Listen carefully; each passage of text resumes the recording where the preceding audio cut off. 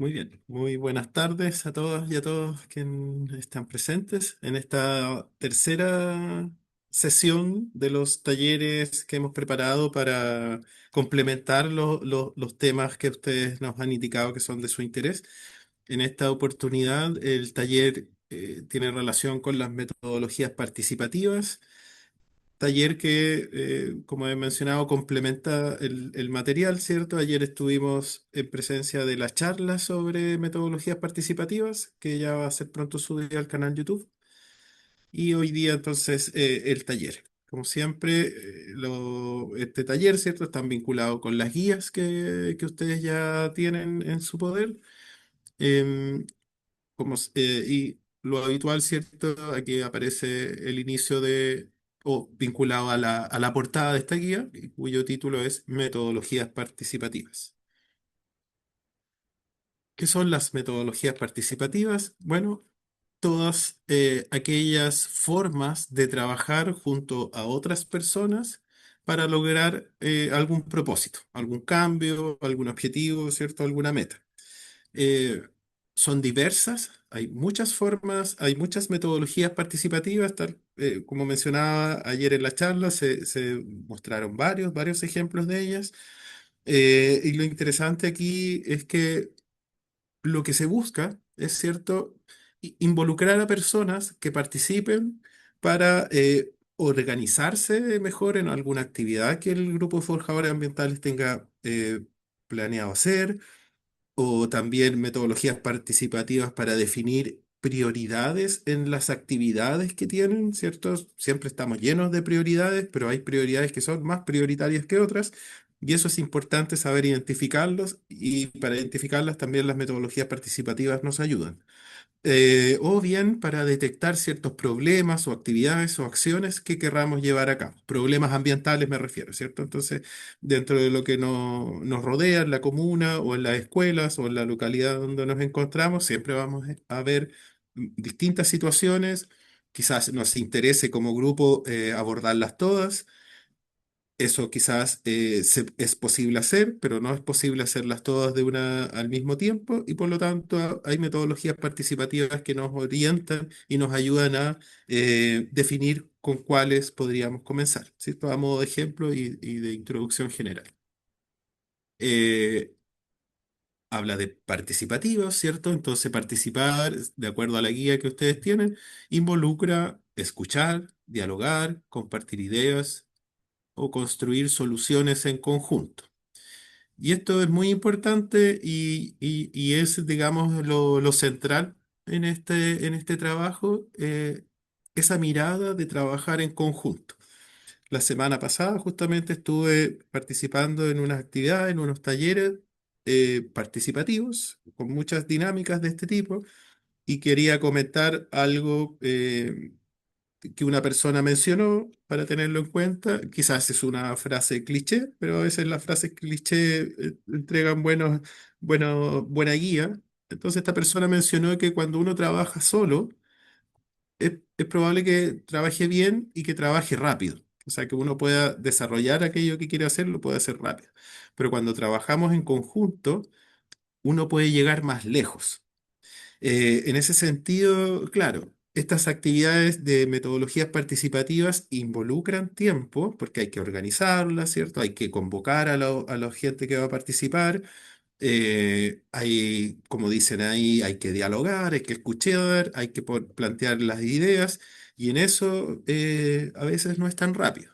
Pero cuando ya las cosas se canalizan y se ordenan, tal como lo decía recién, las cosas se pueden llegar a realizar con más duración, con tiempos más largos, ¿cierto? Abarcando más temas probablemente, involucrando obviamente a más personas, y por lo tanto eso es lo que estas metodologías buscan. No trabajo individual, sino que un trabajo en conjunto. ¿Por qué son importantes? Porque los problemas ambientales, ¿cierto? No es posible o no es fácil resolverlos solos, ni de manera individual, o sea, sino que cuando trabajamos con otras personas, esto se puede llevar a cabo mucho mejor. Entonces, esa es la filosofía que está detrás de las metodologías participativas. Involucrar a personas, para tener más opiniones, más puntos de vista y con ello poder lograr acceder a resolver problemas o llevar a cabo acciones de mejor manera. ¿Qué herramientas pueden servirnos? Aquí hay dos ejemplos solamente. Ya mencionaba que en la charla que ya pueden ver o que a partir pronto van a poder ver que se llevó a cabo ayer, ahí hay varios ejemplos. Para efectos de la guía se menciona lo que es el diagnóstico ambiental participativo, ¿cierto? Que permite observar, analizar y conversar en conjunto sobre los problemas y las fortalezas ambientales de un territorio, considerando las experiencias, conocimientos de quienes viven en él para luego proponer acciones de mejora. Esto es muy importante porque las personas que habitan un territorio, una localidad, son los que más conocen de esa localidad y sobre todo aquellas personas que llevan mucho tiempo habitando esa localidad. Tienen experiencias, ¿cierto? Tienen recuerdos, pueden compartir eso con la gente más joven, pensando en los grupos de forjadores ambientales, y por lo tanto, este diagnóstico ambiental participativo debiese integrar a personas del territorio que obviamente no necesariamente son del grupo de forjadores ambientales o no necesariamente son de la escuela, sino que vecinos, vecinas, quizás empresarios de la zona o algunas instituciones, juntas de vecinos, todas esas son grupos que pueden entrar en estos diagnósticos ambientales participativos, que lo que buscan también es generar un diagnóstico, es decir, una evaluación previa de un tema que a ustedes les interese abordar. Y aparece otro metodología, que son los mapas de actores, que estos, de acuerdo a lo que aparece entonces en la guía, ayudan a reconocer a las personas e instituciones que forman parte del territorio y identificar quiénes influyen y quiénes pueden apoyar una iniciativa. Estas son, digamos, definiciones que nosotros hemos buscado y que la hemos resumido para presentarles estas dos metodologías. Entonces tenemos un diagnóstico, ¿cierto? Para analizar, ¿cierto? De manera previa aquello que queremos hacer o las posibles actividades que podemos hacer y cómo las podemos hacer, o sea, todo preparar previo a llevar a cabo la acción. Y el mapa de actores, de alguna manera, solo identifica los posibles actores que pueden participar de acuerdo, por ejemplo, al diagnóstico que se haya llevado a cabo. ¿Quiénes pueden participar? Diría yo que todas las personas que forman parte de un territorio, a modo de ejemplos en la guía, vecinos, ¿cierto? Escuelas, grupos de escolares, profesores, organizaciones sociales del territorio, las municipalidades, sin duda, muy importantes, grupos ambientales, grupos ecológicos, grupos de recicladores, ¿cierto? Y las empresas locales que se puedan encontrar. Entonces, básicamente esto integra todo. Em, no necesariamente hay que integrarlos a todos, porque ahí uno tiene que evaluar a través de ese mapa de actores y del diagnóstico quizás quiénes tendrían más importancia para desarrollar a cabo la actividad. Y también en qué momentos. Quizás grupos de vecinos y escuelas podrían comenzar con la actividad y luego poco a poco ir integrando a las otras organizaciones en la medida que va avanzando el trabajo que ustedes quieran hacer. Eh, de acuerdo a mi visión de las metodologías participativas, no hay una regla, no hay una receta de cómo, en qué momento ir integrando a las personas, porque a mí entiendo que esto va a depender de qué es lo que se quiere hacer y cómo nos hayamos programado para ello. Entonces no hay no hay una receta. Probablemente hay actividades donde convenga integrar a todos y a todas desde un principio y otras que probablemente no y se puedan ir integrando solo cuando se vayan necesitando las competencias de cada uno de esos grupos. ¿Qué es un mapa de actores? Para resumir, para entrar un poquito más en ello, de acuerdo a la definición que tienen en la guía, un mapa de actores es una herramienta que nos ayuda a identificar a las personas, grupos e instituciones que forman parte de un territorio. Como estábamos viendo recién en la imagen anterior, y aquí ya figuran un poco más aglomerados, ¿cierto? Dando esta impresión de conjunto. ¿Para qué sirve un mapa de actores? Bueno, para reconocer a quienes están presentes en el lugar, saber quiénes pueden apoyar una iniciativa. Asimismo, también saber quiénes no la pueden apoyar, porque eso también nos puede ahorrar quizás tiempo. De alguna manera podemos comenzar a hacer gestiones con grupos que quizás no nos aportan en lo que nosotros necesitamos, y eso también considero que es bueno identificar. Y identificar con quiénes nos podemos entonces empezar a coordinar para el trabajo. Eso a grandes rasgos es para lo que sirven tener un mapa de actores. ¿Qué preguntas responden o se pueden responder a través de un mapa de actores? Saber quiénes forman parte de la comunidad, quiénes influyen en el territorio y qué puede apoyar un proyecto. Quizás también uno podría empezar a generar un mapa de actores sin tener una idea puntual, de manera de que puede tener una lista de actores claves, y cuando se tiene una idea ya tenemos esa lista y podemos saber entonces de esa lista quiénes nos podrían ayudar. ¿Ya? O sea, de nuevo, no hay una fórmula, no hay un antes necesariamente que siempre haya que comenzar por una etapa, sino que, o sea, más bien, no siempre hay que comenzar de la misma manera, es lo que quiero decir. Todo va a depender de qué es lo que nosotros queramos hacer. Hasta aquí, ¿cierto? A modo de resumen, lo importante es que sepamos identificar quiénes están a nuestro alrededor y de qué manera esas personas que están a nuestro alrededor pueden contribuir a lo que nosotros queremos hacer. A modo de objetivo pedagógico de la guía, aquí lo que se pide entonces es que con el grupo de forjadores ambientales puedan ustedes reconocer a los actores del territorio, comprender la importancia del trabajo colaborativo y representar visualmente con quienes podemos coordinarnos. Entonces se propone una actividad grupal donde elijan un territorio a observar. Puede ser, como lo hemos dicho anteriormente, puede ser una calle, una plaza, la misma escuela o el barrio en torno a la escuela, un parque, algún sitio de eriacio, ¿cierto? Entonces, elijan un lugar, dibujen el territorio en un espacio que entrega luego la guía, dibújenlo, siempre quizás algo como aparece ahí en la figura, pero siempre recomendamos el hecho de llevar a cabo un dibujo porque nos ayuda a identificar mejor y a definir ciertos detalles. A veces solo describiendo con palabras no alcanzamos a escribir tanto como si nos ponemos a observar y a dibujar el lugar. Entonces, a modo de un recurso didáctico, se recomienda dibujar. Luego de eso, identifiquen a los actores que forman parte de él y marquen cuál o cuáles, ¿cierto? Podrían apoyar la iniciativa ambiental. Entonces así ya tienen un mapa de actores que ustedes pueden saber para qué pueden ayudarles ese grupo de actores, y además en qué momento de la actividad que ustedes quieran llevar a cabo, esos actores pueden entrar a participar.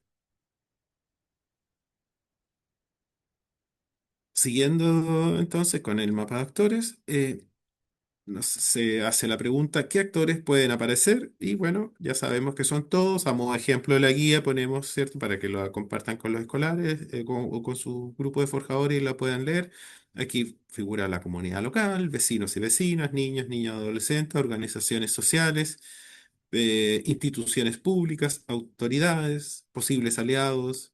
Incluiría comercio, ¿cierto? Servicios públicos, si por ahí es necesario, y nos recuerda que nosotros, ¿cierto? Formamos parte del territorio y somos actores. Ahí hay un espacio entonces para continuar con la actividad, donde un espacio en la guía donde pueden dibujar el territorio, identificar en qué parte están los actores. Eso también nos podría quizás ayudar a minimizar el tiempo, porque si ya los tenemos identificados y sabemos dónde están, puede ser rápido ir a buscarlos. Conectamos con un actor del territorio, ¿cierto? Es importante para lo que tiene que ver con la construcción de redes. Claro, ese es otro concepto que aquí es muy importante, las redes. ¿Con qué redes nosotros contamos en nuestro alrededor? Em, Quienes componen esa red y quienes podrían también integrarse a esa red, ¿cierto? Las redes tampoco son fijas, las redes pueden ir creciendo y, y es muy importante conservar esas redes porque es lo que nos permite trabajar en conjunto y ahí es donde están los actores que nos pueden facilitar el trabajo. Entonces, señala aquí que después de identificar a los actores del territorio, el siguiente paso es pensar con quiénes podemos vincularnos para dialogar, coordinarnos y fortalecer una iniciativa. Hoy en día existen muchas redes, sin duda que ustedes también quizás forman parte de redes algo que quisiera complementar aquí es que las redes hay que cuidarlas. No basta con formar uno, ser parte, ya sea como institución o como persona natural de una red, eh, y estar en una red, y uno podría estar en muchas redes.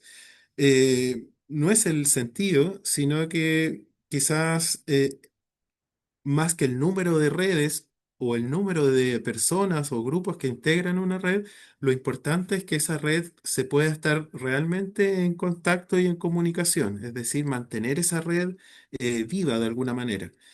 Alguna vez participé en una dinámica, aprovechando que estamos en estas dinámicas participativas, en la cual habíamos varios grupos de personas que representábamos una institución y quien moderaba ese ejercicio tomó una madeja de lana y hizo que cada uno de nosotros, bueno, alguien partió, ¿cierto? Tomó el extremo de la madeja de la lana, la lanzó a quien tenía al frente y esa persona lo lanzó siguiendo un criterio de quién podría quizás estar más cercano o ayudar, se la envió a otro.